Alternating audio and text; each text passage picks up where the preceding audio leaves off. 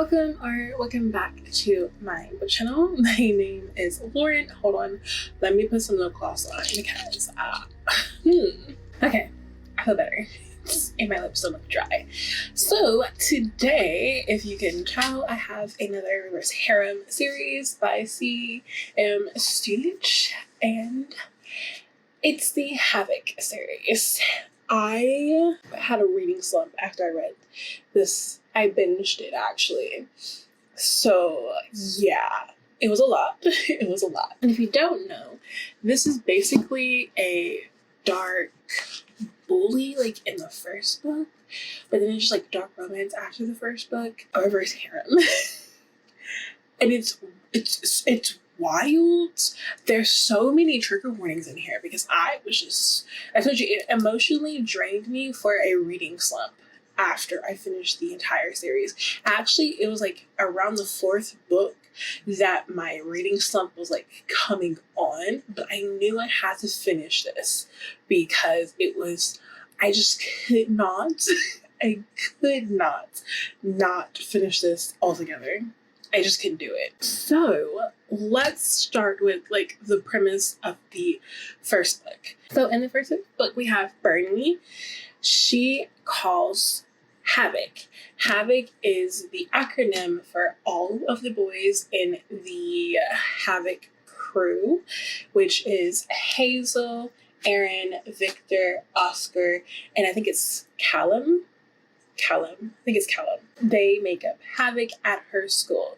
If you call HAVOC, they will give you a price for what you need them to do. So you tell them what they want, tell them what you need to have happen. Say, oh, you want a certain someone to be beat up. They'll wait a couple of days to tell you their price. It can be monetary, it can be a favor for later, it could be even like having sex with them or giving them a blowjob. It's something later that you can feel, but you have to take that consequence of actually doing it, and then they will do your job. So she calls HAVOC. She gives them her list. She wants, I think, 7 people on this list to be in ruins. They tell her, wait a couple of days, I think it was like a week, and then they will come back with what she has to give them in order for this whole plot to go. And their price is, she has to be a HAVOC girl. She has to be with all 5 of them and be in the group. She wants this. So what we all find out is when they were younger, because they all grew up together, and actually Aaron was her best friend and her boyfriend until the year previous. They all have been in her life since kindergarten, preschool. And you see throughout the entire books, like flashbacks of when they were little and how they individually protected her from other people. Like when she was getting bullied in school, when she was in pre-K, one of the boys, I think it was Oscar, he punched the boy. Victor got suspended for a boy telling her that she was a whore because he beat that boy down. So like you just start seeing all these things, and then you also find out the reason why Aaron broke up with her, because he wasn't a part of HAVOC when they were together. Something happened in his life that made him join HAVOC, and his price for joining HAVOC was breaking up with Bernie. It's very sad. But in this one, we find out the list. We find out the why she has hate for them, because the year previous was horror for her. Horror.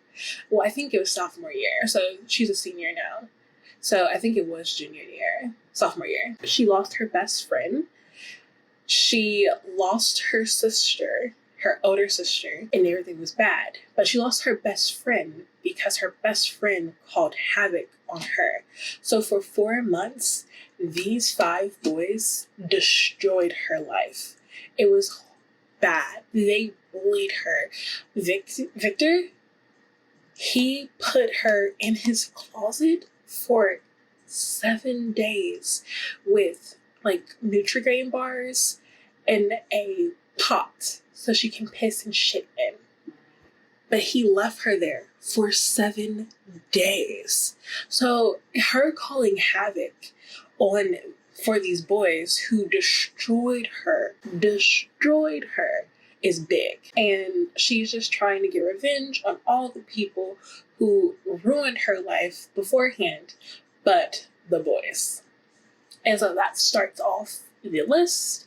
That starts off like a lot of plots. You start seeing that there's a whole bunch of plots in this series. So much plots that I was emotionally drained by how much plot was going on in this. With like, when I mean plots, I mean like destroying people's lives plots with the Havoc crew. Not to other people, but for them. It was crazy. Again, trigger warnings because there is a S word in here, but we might think that the S word was actually a murder. There is like S word ideation. There is R word. There is child R word because of her sister. It was bad.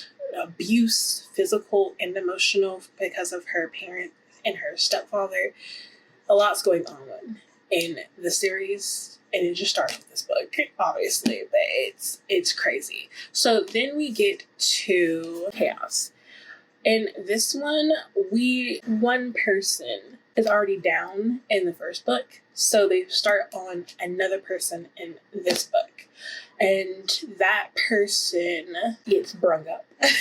And we find out even more plots going on. I can't tell you all because it would ruin a lot of this, but I'm just telling you it gets bigger and better.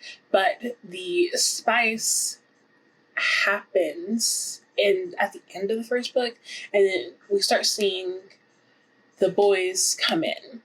So we start seeing her with Callum. Then you get in Mayhem, Victor, Callum, Hazel. Is it Hazel? I think it's Hazel. And Aaron coming in. And Oscar. Yeah, Oscar comes in here.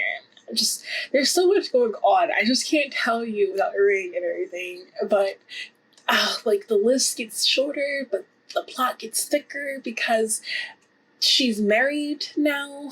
And things are happening. And she has to share, and Victor has to share. It's a lot going on.